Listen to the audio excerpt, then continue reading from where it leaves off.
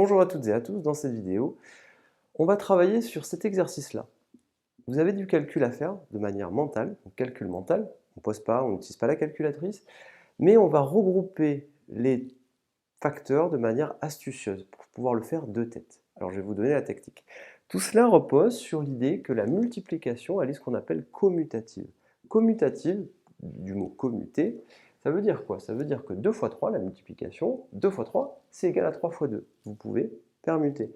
X fois Y, ça vous le verrez plus tard en cinquième, si X et Y sont des nombres, vous imaginez qu'X et Y ce sont des nombres, X fois Y c'est pareil que Y fois X, tout simplement. Attention, ça marche pour la multiplication. Pour la soustraction par exemple, c'est pas vrai, 2 moins 3 c'est pas égal à 3 moins 2. Alors, X et Y ici ce sont des nombres, vous imaginez que ce sont des nombres. Vocabulaire, 2 fois 3. 2 et 3, ici ce sont les facteurs, et 2 fois 3 c'est le produit de 2 par 3. Ça il faut le savoir, donc vous retenez bien le produit de 2 par 3, ça c'est le mot-clé qu'il faut connaître, et là 2 et 3 ce sont ce qu'on appelle les facteurs, tout simplement. Alors nous on va travailler ici sur l'idée de regrouper astucieusement, et comme on a le droit de commuter, eh bien on a le droit de faire les choses de manière plus simple. Alors je pense que vous le savez, mais 2,5 fois 2, combien ça fait? 2,5 fois 2, ça il faut vraiment le savoir. 2,5 fois 2, ou même 2,5 fois 4. Est-ce que vous savez combien ça fait? Imaginez que vous avez 2,50 € et vous multipliez par 2. 2,50 € fois 2. Eh bien 2,50 €, vous avez 2 € et 2 €, ça fait 4 €, et 50 centimes et 50 centimes, ça vous fait 1 € de plus. Donc ça vous fait 5 €. 2,5 fois 4. 2,5 fois 4, ça nous fait combien? Ça nous fait 10. 2,5 fois 2, ça fait 5. 2,5 fois 4, ça fait 10. Donc ça, il faut le savoir. Tout simplement, il fait 2,5 fois 2, ça fait 5, fois 4, bien le double, du coup, ça nous fera 10 €. Continuons. Alors voilà ce qu'on va faire, on va regrouper astucieusement. Pour regrouper astucieusement, comment peut-on faire? Regardez, il y a des choses qu'on sait faire facilement. Là, on est ennuyé, on a ce 2,5.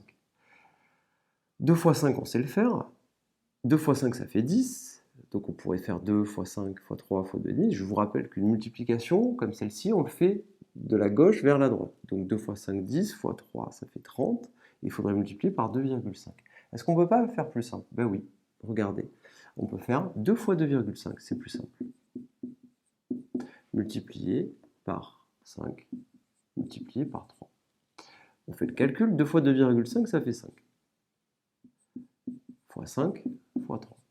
Pardon, je me suis trompé, 5 fois 5, fois 3. Et maintenant, il ne nous reste plus qu'à faire quel calcul? Eh bien, c'est pas difficile. 5 fois 5, ça fait 25. Et 25 fois 3, combien ça fait? 25 fois 3. 25 et 25, 50. Il reste à rajouter encore 25. 50 plus 25, ça fait 75. Voilà pour un premier calcul. Continuons. On va utiliser la même technique. Regardez. 3 fois 2,5 fois 7 fois 4. Qu'est-ce qu'on peut faire très facilement? 4 fois 2,5, ça c'est facile. Donc on va faire 4 multiplié par 2,5, multiplié, puis on remet ce qui manque, fois 3, fois 7. Allons-y. 4 fois 2,5, on l'a vu, ça fait 10. Fois 3, fois 7. Eh bien, 3 fois 7, ça fait combien? Ça fait 21. 21 fois 10, ça nous fait 210. Voilà pour notre résultat. On continue avec cette petite astuce du 2,5. Regardez, c'est quoi quel est le plus simple?